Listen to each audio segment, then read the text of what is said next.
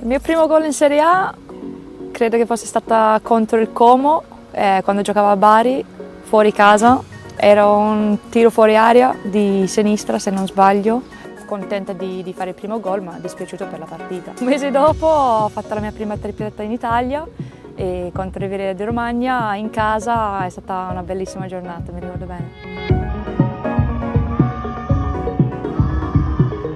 In quel momento contro il Milan sapevo benissimo che era da qualche mese che tutti mi dicevano manca il 100. Proprio quel giorno c'erano i miei genitori in tribuna, quindi la prima cosa che ho pensato quando sono entrata in campo quel giorno era se fosse oggi sarebbe perfetto. Quindi quando è toccata la rete con la palla l'ho goduta al massimo, il momento felice anche che ci fossero i miei genitori.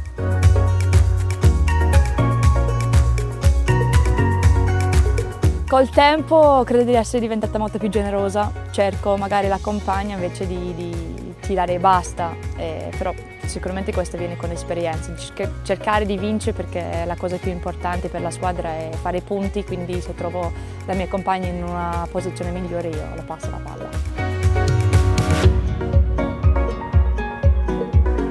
Un giocatore di cui ci ho sempre guardato, fin da piccola era sempre Ronaldo, brasiliano. Negli ultimi anni il mio gioco è un po' cambiato e ho guardato invece un po' più Firmino, Roberto.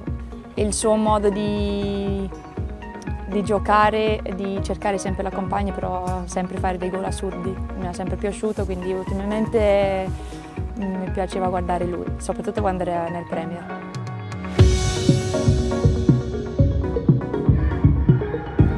Tre caratteristiche per un bomber: la voglia di segnare, personalità per trascinare sempre la squadra, carattere e forza per voler anche risolvere la partita da sola se c'è bisogno. Da Sabatino ruberei la qualità di testa che ha. In tutti gli anni che ho giocato non ho mai trovato una calciatrice che sa segnare di testa come lei.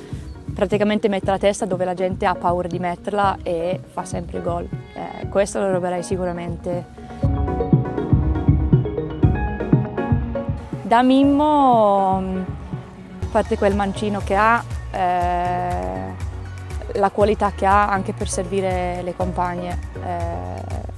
Sa fare assist a destra e a sinistra, però comunque fa dei gol incredibili. Sicuramente gli anni che passano diventi probabilmente un leader anche per l'età, per l'esperienza che ho. Mi piace cercare di aiutare comunque tutte le compagne, soprattutto le giovani, a migliorare tutti i giorni e stare sempre sul pezzo. Questa idea di essere un punto di riferimento per le giovani non mi è mai capitato prima. Il primo anno di Sassuolo ho capito che potevo essere questa persona e poi più anni che sono qui mi rendo conto che riesco a aiutare le giovani e che mi piace anche a cercare di dargli consigli quando posso e di aiutarli a crescere. Probabilmente l'assist più bello, sto andando dietro qualche anno, però c'entra anche Sabatino, quindi la userò. Quando abbiamo giocato insieme alla Fiorentina mi ha fatto un assist metà campo che poi ho segnato contro la Juve, è uno dei miei gol preferiti, quindi sceglierei questo.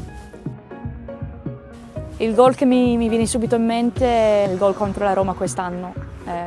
È venuto proprio d'istinto, siamo appena andata 1 sotto e fin da subito dal calcio all'inizio siamo andate con una palla lunga e ho fatto un gol che non so perché l'ho fatto, ma l'ho fatto di istinto, è entrata e siamo riusciti a portare a casa almeno un punto di quella partita proprio per quel gol.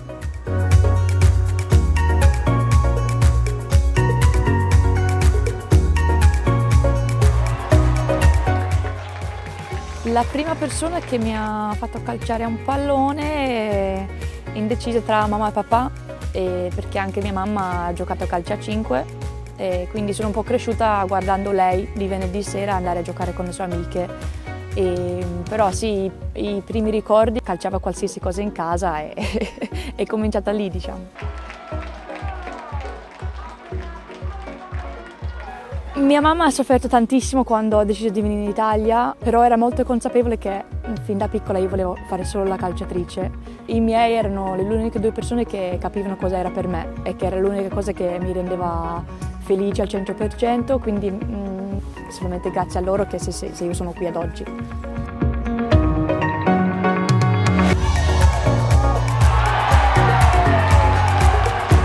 Quando segno non è che mi chiamano per forza, dipende se vinciamo o perdiamo. Se perdiamo sanno che mi devono dare qualche ora di tempo, ho sempre dei messaggi, se segno un gol ho sempre un complimento, però sanno benissimo gli orari di rispettare se la partita non va come deve. Per un motivo di felicità chiamo miei, se no ultimamente negli ultimi anni chiamo i miei nipoti. Si chiamano Maini e Miren, hanno 2 anni e 4 anni, che guardano spesso la partita da casa e di sentire solo i complimenti loro, di urlare alla televisione mi fanno impazzire, quindi anche loro. La piccola sto facendo un bel lavoro e ha già cominciato ad andare alle scuole di calcio, quindi lei è impazzita, non toglie la maglia del calcio, sono fiduciosa che posso portare lei da questa parte.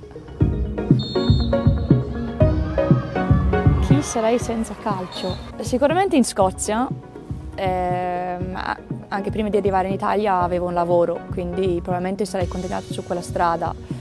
Da piccola, oltre al calcio, avrei voluto fare pompieri, quindi non lo so se magari continuavo con quel sogno da piccola o cambiavo, non lo so.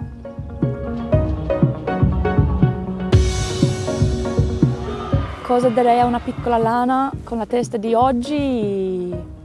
Di continuare quella che sta facendo, di lavorare sempre col sorriso, che andrà tutto bene, tutto come deve e di godere tutti i momenti che può.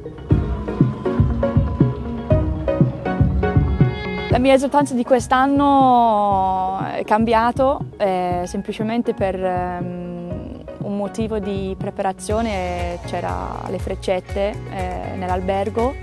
Abbiamo giocato un po' tra di noi con lo staff e ovviamente ho vinto perché sono scozzese ed è il nostro sport e quindi era uno scherzo all'inizio con me il match analysis e l'ho portata avanti e ci sta bene. Quindi.